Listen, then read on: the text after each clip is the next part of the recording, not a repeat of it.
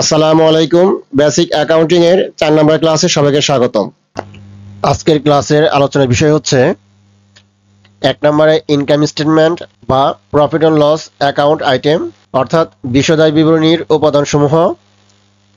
2 নম্বরে হচ্ছে financial statement বা ব্যালেন্স শিট আইটেম অর্থাৎ আর্থিক অবস্থা বিবরণীর উপাদানসমূহ। তাহলে চলুন শুরু করা যাক।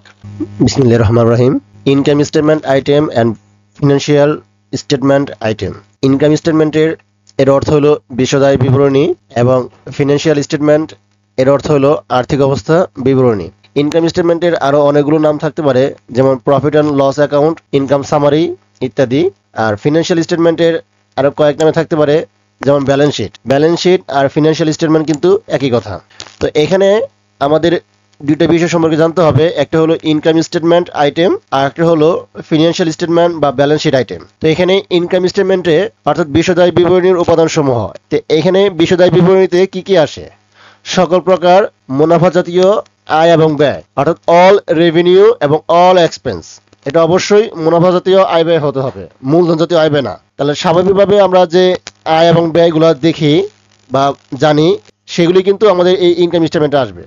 অর্থাৎ ইনকাম স্টেটমেন্টের মূল কাজ হলো সকল প্রকার আয় থেকে সকল প্রকার এক্সপেন্স বাদ দিয়ে নিট মুনাফা বা নিট লাভ বের করা। আশা করি আপনারা সবাই এই ইনকাম স্টেটমেন্টটা বুঝতে পারছেন। এখানে শুধুমাত্র সকল প্রকার আয় এবং সকল প্রকার ব্যয়গুলো আসবে, মানে অল রেভিনিউ এবং অল এক্সপেন্স। এই দুইটা জিনিস এখানে আসবে। এই দুইটা জিনিস ছাড়া অন্য কোনো আইটেম কিন্তু এখানে আসবে না।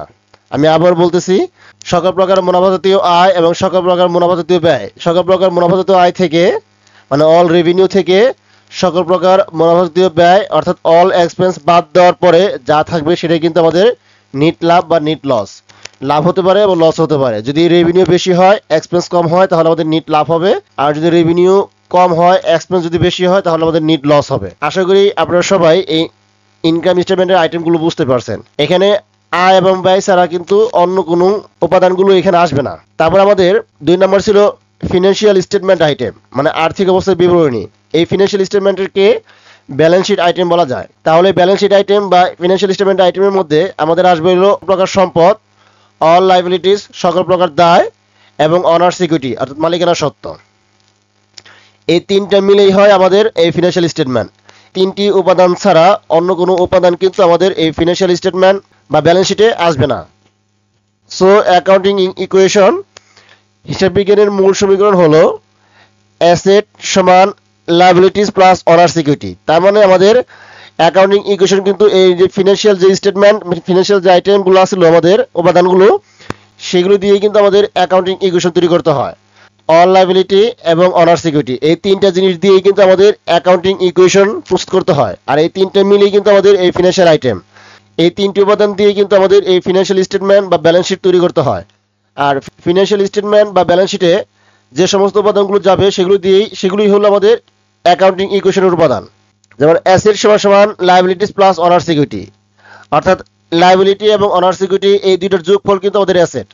আমরা অঙ্ক যেভাবেই করি না কেন, আমাদের কিন্তু প্রতিটা অঙ্কের কিন্তু এই সমীকরণটা মনে রাখতে হবে। প্রতিটা অঙ্কের মধ্যে এই সমীকরণটা অবশ্যই মিলে যাবে সব সময়। অর্থাৎ লায়াবিলিটি প্লাস অনার সিকিউরিটি এই দুইটা মিলে কিন্তু আমাদের অ্যাসেট হয়। অর্থাৎ অ্যাসেট হলো লায়াবিলিটি প্লাস অনার সিকিউরিটি, এই দুটোর যোগফল হলো অ্যাসেট। এখন অ্যাসেট থেকে যদি আমি এই লায়াবিলিটি বাদ দেই, তাহলে আমাদের কিন্তু অনার সিকিউরিটি বের হবে। আবার অ্যাসেট থেকে যদি অনার সিকিউরিটি বাদ দেই, তাহলে কিন্তু আমাদের লায়াবিলিটিতে বের হয়ে যাবে। এখন এই অনার সিকিউরিটিকে নিচে 4টি উপাদান দ্বারা প্রভাবিত হয়, যেমন ক্যাপিটাল, এক্সপেন্স, রেভিনিউ এবং ড্রয়িংস। মানে এই 4টা মিলে আমাদের এই অনার সিকিউরিটি তৈরি করতে হয়। তাহলে এই অনার সিকিউরিটি বের করার নিয়ম হলো, প্রথমে আমাদের ক্যাপিটাল, তার সাথে রেভিনিউ যোগ করতে হবে, সকল প্রকার মুনাফা জাতীয় আয়, সেখান থেকে সকল প্রকার মুনাফা জাতীয় ব্যয় অর্থাৎ এক্সপেন্স বাদ দিতে হবে এবং ড্রয়িংস সবসময় বাদ দিতে হবে। তার মানে ক্যাপিটালের সাথে রেভিনিউ যোগ, এক্সপেন্স বাদ এবং ড্রয়িংস বাদ দিলেই কিন্তু আমাদের এই অনার সিকিউরিটির পরিমাণটা বের হয়ে যাবে। আর এই অনার সিকিউরিটি কিন্তু আমাদের এই অনার সিকিউরিটি। তাহলে মালিকানা সত্ত্বের বর্ধিত রূপ সহ হিসাব সমীকরণ হলো এতে অ্যাসেট, এতে লায়াবিলিটি, আর অনার সিকিউরিটির সম্পূর্ণ রূপ হলো এটা। ঠিক আছে, মানে এই অনার সিকিউরিটির পরিবর্তে আমরা কিন্তু এটা লিখতে পারি, সিতে capital plus revenue minus expense minus drawings. এই সম্পূর্ণ মিলে আমাদের এই অনার সিকিউরিটি বের হবে। আশা করি আপনারা সবাই এই অ্যাকাউন্টিং ইকুয়েশনটা বুঝতে পারছেন। তাহলে আমাদের কিন্তু যখন আমরা ব্যালেন্স শিট করব অর্থাৎ চূড়ান্ত হিসাব করব, তখন কিন্তু আমাদের এই উপাদানগুলো লাগবে, ইনকাম স্টেটমেন্টের আইটেমগুলো এবং ফিনান্সিয়াল স্টেটমেন্টের আইটেমগুলো লাগবে। এখন আমি আপনাদের সাথে 4টি উদাহরণের মাধ্যমে income statement item, financial item সম্পর্কে বিস্তারিত ধারণা দেওয়ার চেষ্টা করব।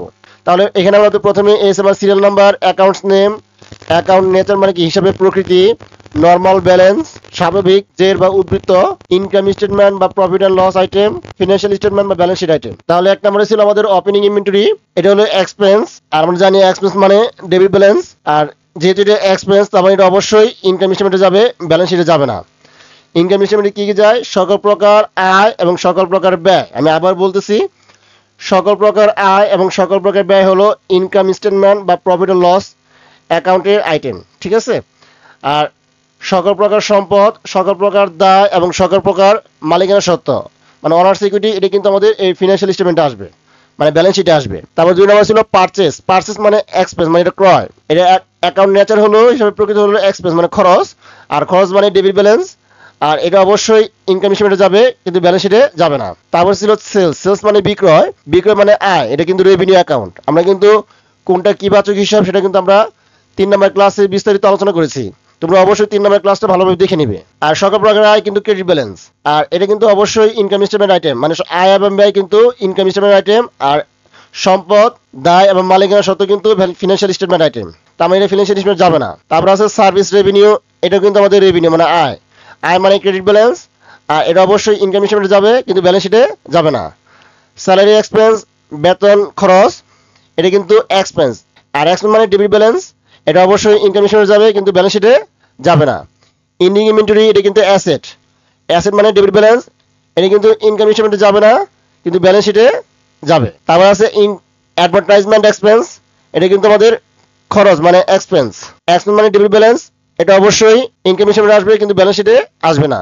রেন্ট এক্সপেন্স, এটা অবশ্যই খরচ মানে এক্সপেন্স, এক্সপেন্স মানে ডেবিট ব্যালেন্স, এটা ইনকাম স্টেটমেন্টে আসবে কিন্তু ব্যালেন্স শিটে আসবে না। অ্যাকাউন্টস রিসিভেবল, এটা কিন্তু অ্যাসেট মানে সম্পদ, সম্পদ মানে ডেবিট ব্যালেন্স, এটা কিন্তু ইনকাম স্টেটমেন্টে আসবে না কিন্তু ব্যালেন্স শিটে আসবে। তারপর আছে অ্যাকাউন্টস পেয়েবল, এটা কিন্তু আমাদের লাইবিলিটিস, লাইবিলিটি মানে দায় ক্রেডিট ব্যালেন্স, এটা কিন্তু ইনকাম স্টেটমেন্টে আসবে না কিন্তু ব্যালেন্স শিটে আসবে। তারপর ক্যাপিটাল, ক্যাপিটাল মানে অনার্স ইকুইটি, এটা কিন্তু ক্রেডিট ব্যালেন্স, এটা কিন্তু ইনকাম স্টেটমেন্টে আসবে না কিন্তু ব্যালেন্স শিটে আসবে, মানে ফিনান্সিয়াল স্টেটমেন্টে আসবে।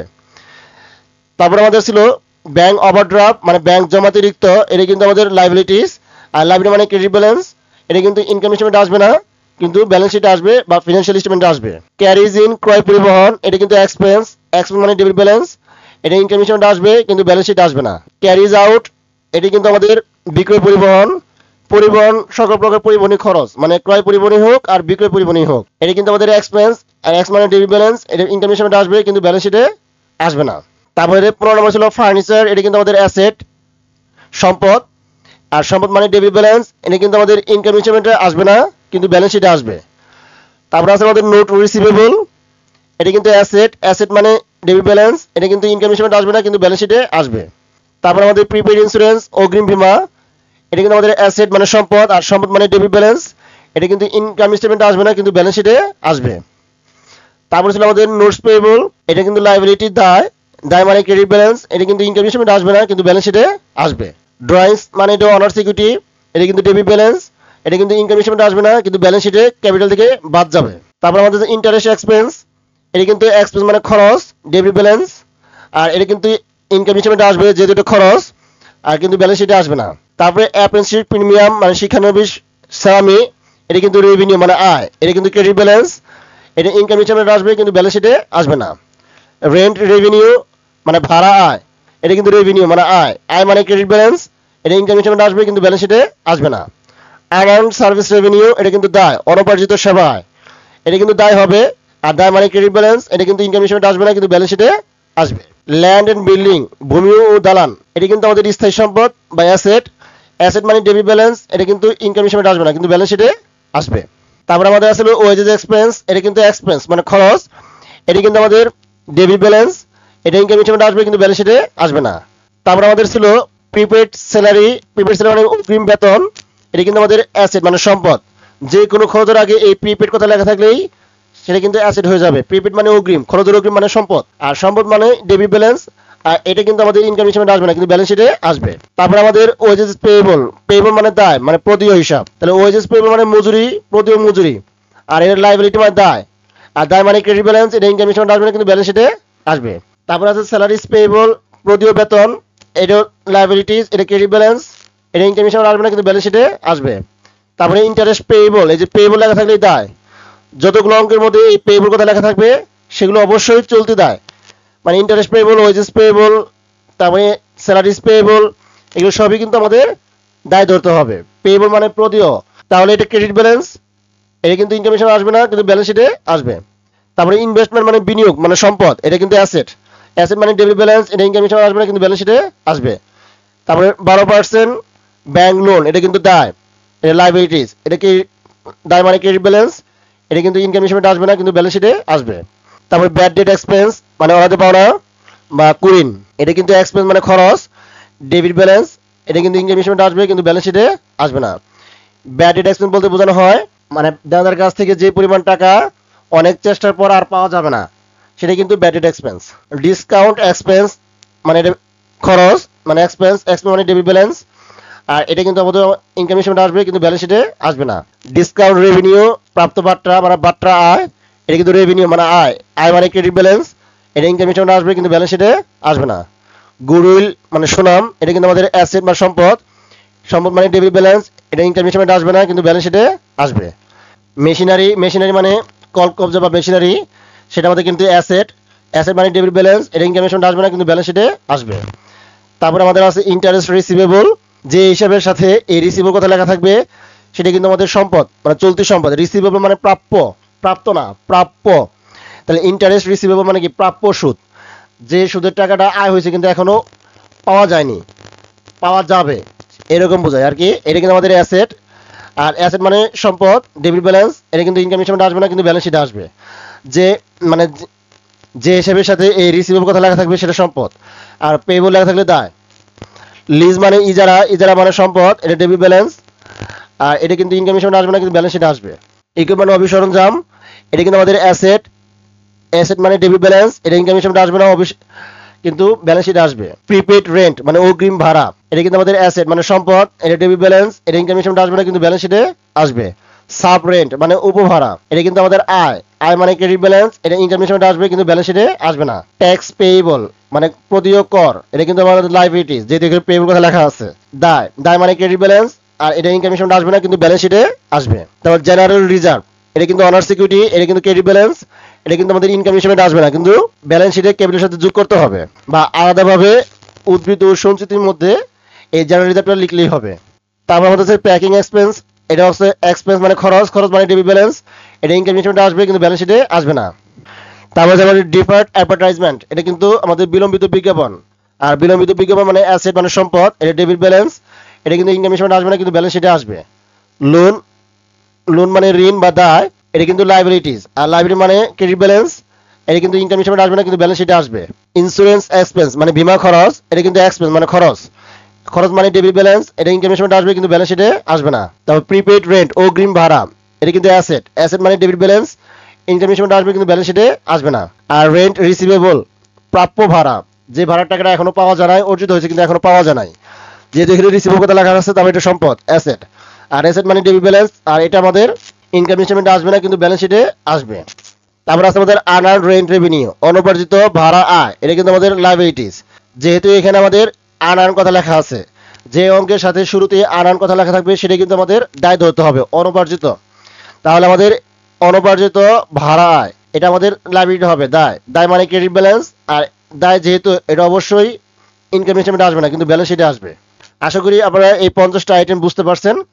সেম ভাবে আমরা প্রথমে আমাদের সেলস, সেলস মানে রেভিনিউ, এটা কিন্তু আমাদের নরমাল ক্রেডিট ব্যালেন্স, আর এটা ইনকাম হিসেবে আসবে, কিন্তু ব্যালেন্স শিটে আসবে না, যেহেতু এটা আয়, আর সকল প্রকার আয় এবং ব্যয় কিন্তু আমাদের এই ইনকাম হিসেবে আসে। আর সম্পদ, দায় এবং মালিকানা সত্ত্ব আমাদের ব্যালেন্স শিটে বা ফিনান্সিয়াল স্টেটমেন্টটা দেখাতে হবে। তারপর আছে পারচেজ মানে কি ক্রয়, ক্রয় মানে এক্সপেন্স, এটা ডেবিট ব্যালেন্স, আর এটা ইনকাম হিসেবে আসবে, কিন্তু ব্যালেন্স শিটে আসবে না।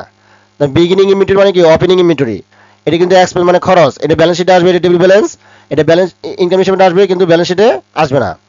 সার্ভিস রেভিনিউ সেবায়, এটা কিন্তু রেভিনিউ মানে আয়, আয় মানে ক্রেডিট ব্যালেন্স, এটা ইনকাম হিসেবে আসবে কিন্তু ব্যালেন্স শিটে আসবে না। তারপরে ক্লোজিং ইনভেন্টরি, এটা কিন্তু অ্যাসেট, এটা কিন্তু নর্মাল ডেবিট ব্যালেন্স, যেহেতু এটা অ্যাসেট আমরা জানি সকল প্রকার সম্পদ, এক্সপেন্স এবং ড্রয়িংস এই তিনটা কিন্তু ডেবিট ব্যালেন্স, আয় দায় এবং মালিকানা সত্ত্ব এই তিনটা কিন্তু ক্রেডিট ব্যালেন্স।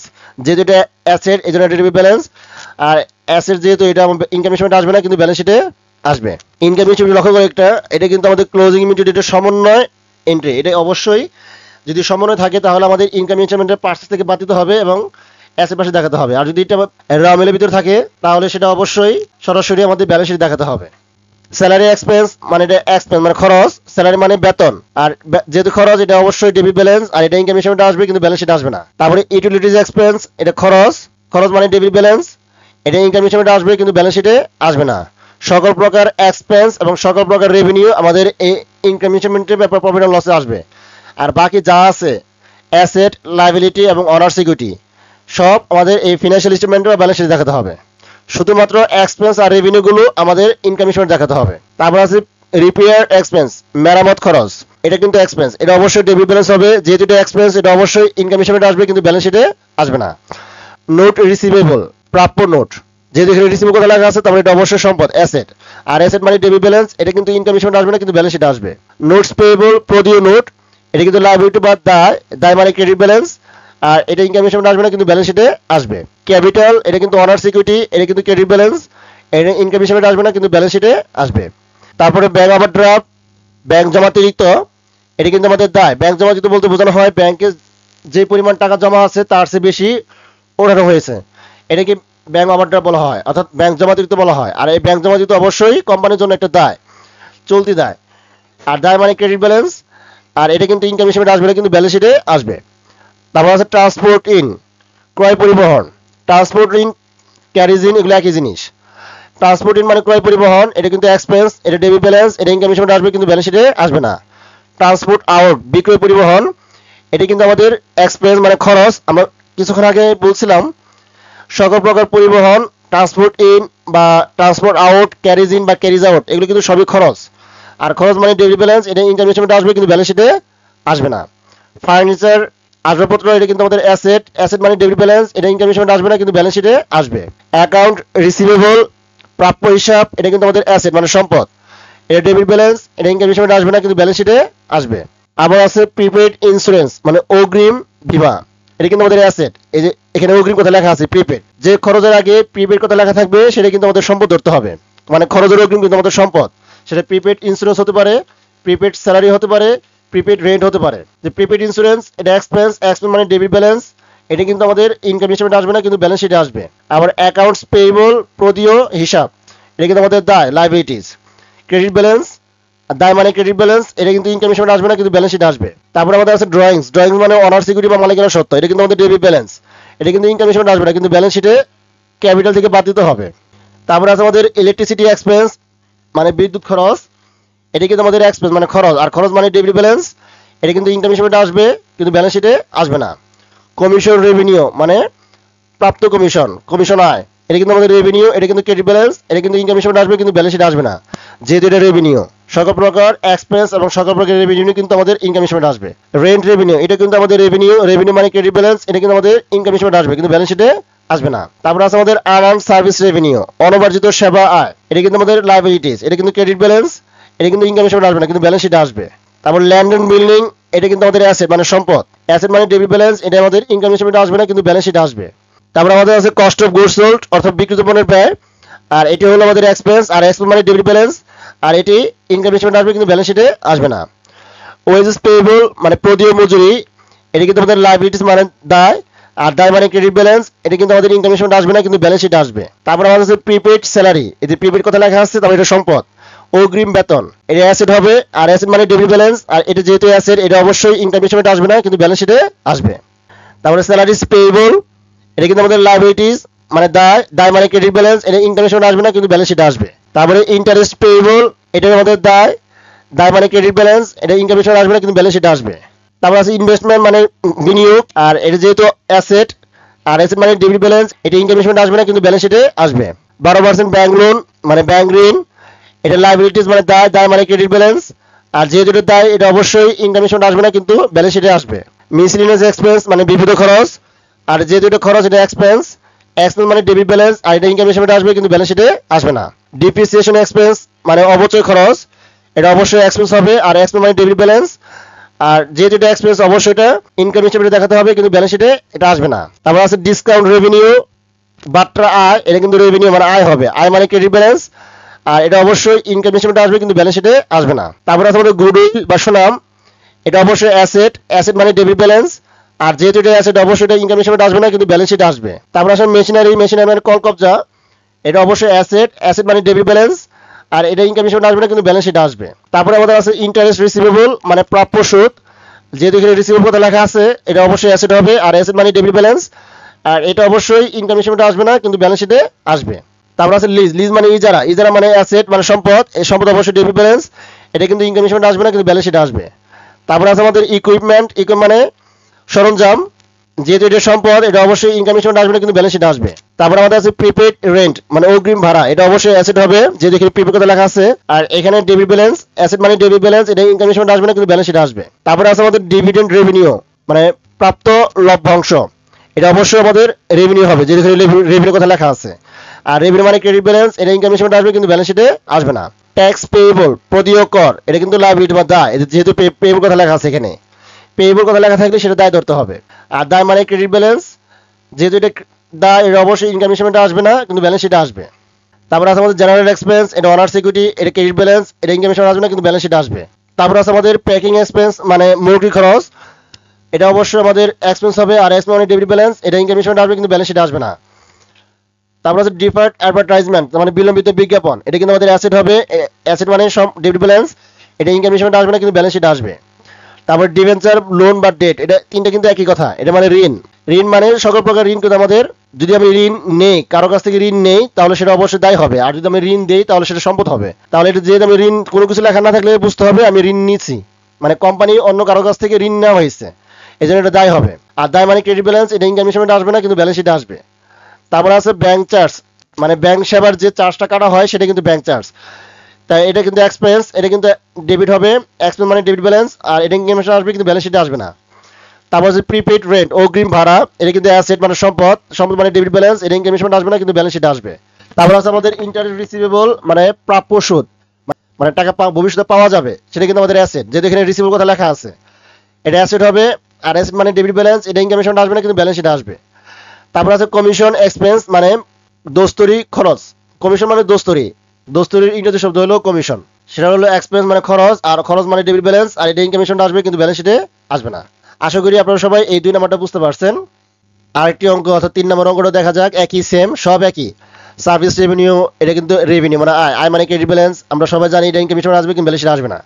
তারপর পারচেজ, এগুলো কিন্তু আমরা 1 আর 2 নাম্বার এগুলো দেখছি সবাই, তো এখানে এক্সপেন্স মানে ডেবিট ব্যালেন্স, এটা ইনকাম হিসেবে আসবে কিন্তু ব্যালেন্স শিটে আসবে না। তারপর বিগিনিং ইনভেন্টরি মানে প্রারম্ভিক মজুত পণ্য, এটা কিন্তু আমাদের খরচ হবে মানে এক্সপেন্স, আর এক্সপেন্স মানে ডেবিট ব্যালেন্স, এটা ইনকাম হিসেবে আসবে কিন্তু ব্যালেন্স শিটে আসবে না। তারপরে সেলস মানে বিক্রয়, এটা কিন্তু রেভিনিউ মানে আয় মানে ক্রেডিট ব্যালেন্স, এটা ইনকাম হিসেবে আসবে কিন্তু ব্যালেন্স শিটে আসবে না। তারপরে ক্লোজিং ইনভেন্টরি, এটা কিন্তু আমাদের অ্যাসেট, এটা কিন্তু আমাদের ডেবিট ব্যালেন্স, এটা অবশ্যই ইনকাম হিসেবে আসবে না কিন্তু ব্যালেন্স শিটে আসবে। যদি এটা সমানে থাকে তাহলে ইনকাম হিসেবে পার্চেজ থেকে বিয়োগ করতে হবে, আর যদি এর অমিলে থাকে তাহলে অবশ্যই ইনকাম হিসেবে আসবে না কিন্তু ব্যালেন্স শিটে আসবে। স্যালারি এক্সপেন্স, এটা কিন্তু আমাদের খরচ মানে এক্সপেন্স, এটা কিন্তু ডেবিট ব্যালেন্স যেহেতু খরচ, আর এটা ইনকাম হিসেবে আসবে, ব্যালেন্স শিটে আসবে না। অর্থাৎ মূল কথা হলো সকল প্রকার আয় এবং সকল প্রকার ব্যয় মানে সকল প্রকার রেভিনিউ এবং সকল প্রকার এক্সপেন্স আমাদের কিন্তু এই ইনকাম হিসেবে দেখাতে হবে। আর সম্পদ, দায় এবং মালিকানার সত্ত্ব অর্থাৎ অ্যাসেট, লায়াবিলিটি এবং অনার সিকিউরিটি, এই 3টি হিসাব কিন্তু আমাদের এই ফিনান্সিয়াল স্টেটমেন্টে দেখাতে হবে, অর্থাৎ ব্যালেন্স শিটে দেখাতে হবে। এটাই আমাদের মূল কথা। এগুলো বারবার প্র্যাকটিস করার জন্য আমি আমাদের সাথে এই বিস্তারিতগুলো আলোচনা করতেছি। তারপর আছে আমাদের স্যালারি এক্সপেন্স, এটা কিন্তু আমাদের এক্সপেন্স মানে খরচ মানে ডেবিট ব্যালেন্স, আর এটা ইনকাম হিসেবে আসবে আর ব্যালেন্স শিটে আসবে না। তারপর আছে আমাদের ইউটিলিটিজ এক্সপেন্স মানে উপযোগ খরচ, এটা কিন্তু আমাদের খরচ এক্সপেন্স, এই জন্য ডেবিট দিকে আসবে, যেহেতু এটা খরচ এটা অবশ্যই ডেবিট ব্যালেন্স এবং ইনকাম হিসেবে আসবে এবং ব্যালেন্স শিটে আসবে না। তারপর আছে আমাদের রিপেয়ার এক্সপেন্স অর্থাৎ মেরামত খরচ, এটা কিন্তু আমাদের এক্সপেন্স, আর এক্সপেন্স মানে ডেবিট ব্যালেন্স, এটা ইনকাম হিসেবে আসবে কিন্তু ব্যালেন্স শিটে আসবে না। তারপর আছে নোটস রিসিভেবল মানে প্রাপ্য নোট, এটা কিন্তু আমাদের অ্যাসেট মানে ডেবিট ব্যালেন্স, এটা ইনকাম হিসেবে আসবে না কিন্তু ব্যালেন্স শিটে আসবে। তারপরে নোটস পেয়েবল প্রদিও নোট, এটা কিন্তু আমাদের লাইবিলিটি, এটা লাইবিলিটি মানে ক্রেডিট ব্যালেন্স, এটা ইনকাম স্টেটমেন্টে আসবে না কিন্তু ব্যালেন্স শিটে আসবে। তারপরে আছে আমাদের ক্যাপিটাল, ক্যাপিটাল মানে অনার্স ইকুইটি, এটা কিন্তু আমাদের ক্রেডিট ব্যালেন্স, এটা ইনকাম স্টেটমেন্টে আসবে না কিন্তু ব্যালেন্স শিটে আসবে। তারপর ব্যাংক ওভারড্রাফট, এটা অর্থ হলো ব্যাংক জমাতিরিক্ত, সেটা হলো দায়, আর দায় মানে ক্রেডিট ব্যালেন্স, এটা ইনকাম স্টেটমেন্টে আসবে না কিন্তু ব্যালেন্স শিটে আসবে। তারপর ট্রান্সপোর্ট ইন ট্রান্সপোর্ট আউট, এই দুটো কিন্তু খরচ, খরচ মানে ডেবিট ব্যালেন্স, আর যে দুটো খরচ এটা অবশ্যই ইনকাম স্টেটমেন্টে আসবে কিন্তু ব্যালেন্স শিটে আসবে না। সাপ্লাইজ মানে মনিহারি বা স্টেশনারি, সেটা কিন্তু আমাদের অ্যাসেট, এই সাপ্লাইজকে আমরা অ্যাসেট হিসাবে করতে পারি এবং এক্সপেন্স হিসাবেও হিসাবভুক্ত করতে পারি। যদি শুধু সাপ্লাইজ কথা লেখা থাকলে তাহলে সেটা আমরা অবশ্যই অ্যাসেট ধরবো, আমরা সম্পদ ধরবো। তাহলে সাপ্লাইজ এটা অ্যাসেট, অ্যাসেট মানে ডেবিট ব্যালেন্স, এটি ইনকাম স্টেটমেন্টে আসবে না কিন্তু ব্যালেন্স শিটে আসবে। তারপর আছে অ্যাকাউন্ট রিসিভেবল, এটা কিন্তু প্রাপ্য হিসাব, প্রাপ্য হিসাব মানে অ্যাসেট, অ্যাসেট মানে ডেবিট ব্যালেন্স, এটা ইনকাম স্টেটমেন্টে আসবে না কিন্তু ব্যালেন্স শিটে আসবে। তারপরে প্রিপেড ইন্স্যুরেন্স মানে অগ্রিম বীমা, অগ্রিম বীমা মানে সম্পদ, এটা কিন্তু ডেবিট ব্যালেন্স, এটা ইনকাম স্টেটমেন্টে আসবে না কিন্তু ব্যালেন্স শিটে আসবে। তারপরে অ্যাকাউন্টস পেয়েবল, এটা কিন্তু আমাদের দায়, লাইবিলিটিস, লাইবিলিটি মানে ক্রেডিট ব্যালেন্স, এটা ইনকাম স্টেটমেন্টে আসবে না কিন্তু ব্যালেন্স শিটে আসবে। তারপর আছে আমাদের ড্রয়িংস, ড্রয়িংস অর্থ হলো উত্তোলন, আর এটা হলো অনার্স ইকুইটি, যেহেতু এটা উত্তোলন এটা অবশ্যই ডেবিট ব্যালেন্স হবে, আর যেহেতু আমরা জানি সবাই অনার্স ইকুইটি মানে ক্রেডিট ব্যালেন্স, কিন্তু এখানে ডেবিট ব্যালেন্স যেহেতু এটা ড্রয়িংস, তার মানে অনার্স ইকুইটির সাথে এটা বিপরীত সম্পর্ক, এই জন্য এটা ইনকাম হিসেবে আসবে না কিন্তু ব্যালেন্স শিটে ক্যাপিটাল থেকে বিয়োগ করতে হবে, বিয়োগ করতে হবে বিধায় এটা ডেবিট ব্যালেন্স হচ্ছে, মানে এটার কন্ট্রা অনার্স ইকুইটি আমরা বলতে পারি। ইলেকট্রিসিটি এক্সপেন্স অর্থাৎ বিদ্যুৎ খরচ, এটা কিন্তু আমাদের খরচ মানে এক্সপেন্স, এক্সপেন্স মানে ডেবিট ব্যালেন্স, আর এটা ইনকাম হিসেবে আসবে কিন্তু ব্যালেন্স শিটে আসবে না। তারপরে আছে অ্যাপ্রেন্টিসশিপ প্রিমিয়াম মানে শিক্ষানবিশ সালামি, এটা কিন্তু আমাদের রেভিনিউ মানে আয়, আয় মানে ক্রেডিট ব্যালেন্স, এটা ইনকাম হিসেবে আসবে কিন্তু ব্যালেন্স শিটে আসবে না। তারপর রেন্ট রেভিনিউ ভাড়া আয়, এটা কিন্তু আমাদের আয় হবে রেভিনিউ, আর রেভিনিউ মানে ক্রেডিট ব্যালেন্স, এটা ইনকাম হিসেবে আসবে কিন্তু ব্যালেন্স শিটে আসবে না। তারপর লিগ্যাল এক্সপেন্স আইন খরচ, এটা অবশ্যই এক্সপেন্স হবে, এটা ডেবিট দিকে বসবে, মানে ডেবিট, এটা অবশ্যই এক্সপেন্স, আর এক্সপেন্স মানে ডেবিট ব্যালেন্স, এই জন্য এটা ইনকাম হিসেবে আসবে কিন্তু ব্যালেন্স শিটে আসবে না।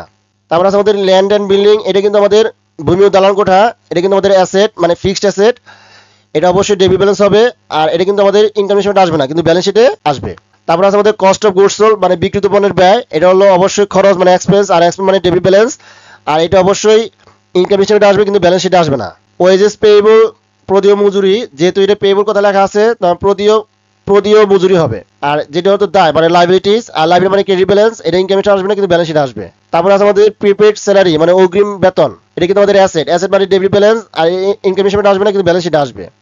তারপর আছে স্যালারিজ পেয়েবল, এটা কিন্তু আমাদের লাইবিলিটি মানে দায় হবে, আর দায় মানে ক্রেডিট ব্যালেন্স, আর এটা অবশ্যই ইনকাম হিসেবে আসবে না কিন্তু ব্যালেন্স শিটে আসবে। তারপর আছে আমাদের ইন্টারেস্ট পেয়েবল মানে প্রদিও সুদ, এটা কিন্তু আমাদের লাইবিলিটি হবে, আর এটা লাইবিলিটি মানে ক্রেডিট ব্যালেন্স, এটা ইনকাম হিসেবে আসবে না কিন্তু ব্যালেন্স শিটে আসবে। তারপর আছে ইনভেস্টমেন্ট মানে বিনিয়োগ, এটা কিন্তু অ্যাসেট, আর এস মানে ডেবিট ব্যালেন্স, এটা কিন্তু আমাদের ব্যালেন্স শিট ইনকাম হিসেবে আসবে না কিন্তু ব্যালেন্স শিটে আসবে। তারপরে 12% ব্যাংক লোন মানে ব্যাংক ঋণ, এটা কিন্তু আমাদের অবশ্যই লাইবিলিটি হবে, আর লাইবিলিটি মানে আমাদের ক্রেডিট ব্যালেন্স, এটি ইনকাম হিসেবে আসবে না কিন্তু ব্যালেন্স শিটে আসবে।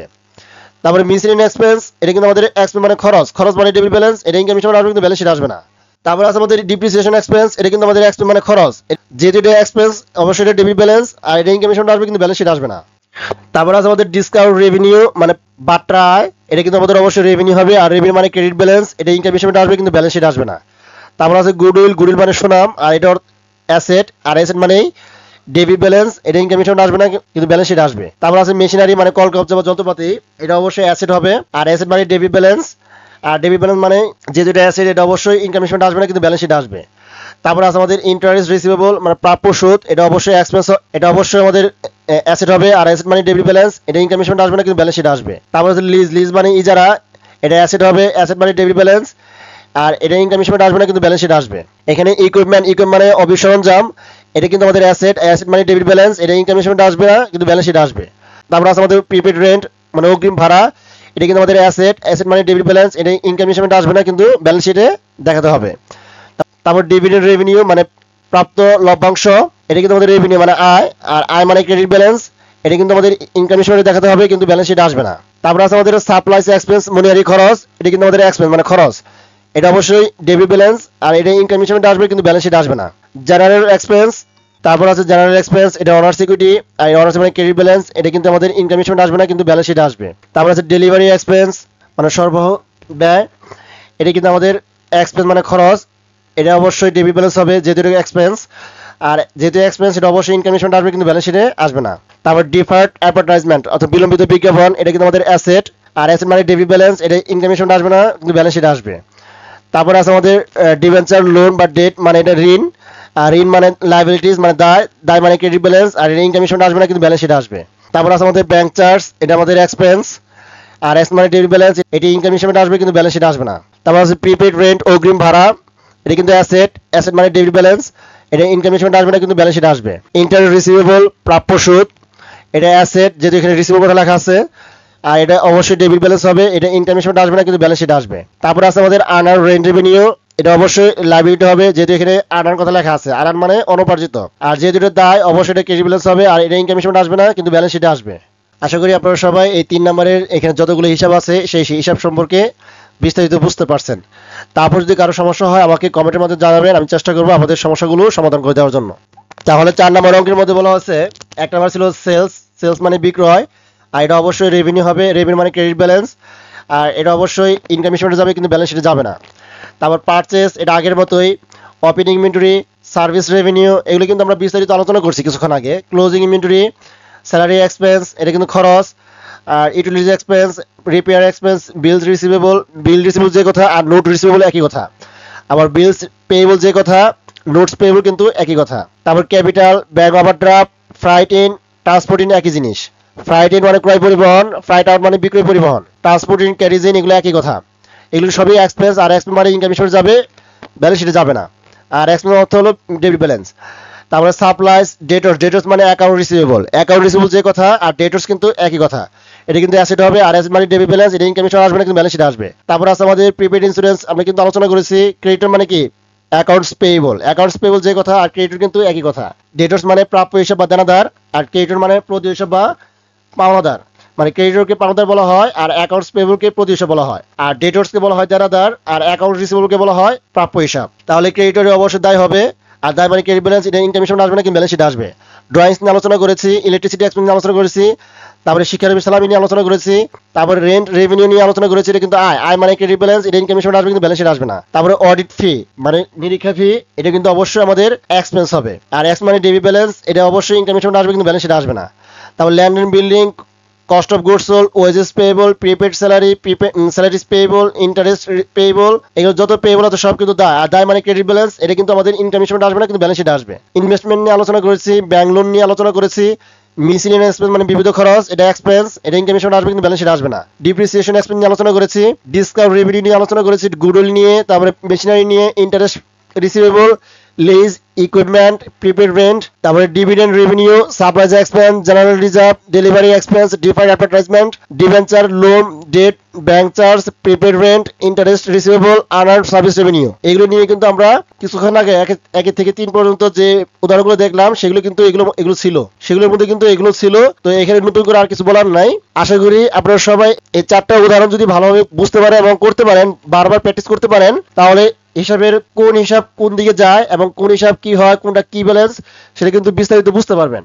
আর যদি এগুলো ধরতে পারেন তাহলে আপনাদের জন্য অ্যাকাউন্টিং এর অঙ্ক করতে কোনো সমস্যা হবে না, অ্যাকাউন্টিং এর যে কোনো অঙ্কগুলো আপনারা খুব সহজে করতে পারবেন। তাহলে আজকের মতো এখানেই শেষ করছি, সবাই ভালো থাকবেন, সুস্থ থাকবেন, আল্লাহ হাফেজ, আসসালামু আলাইকুম।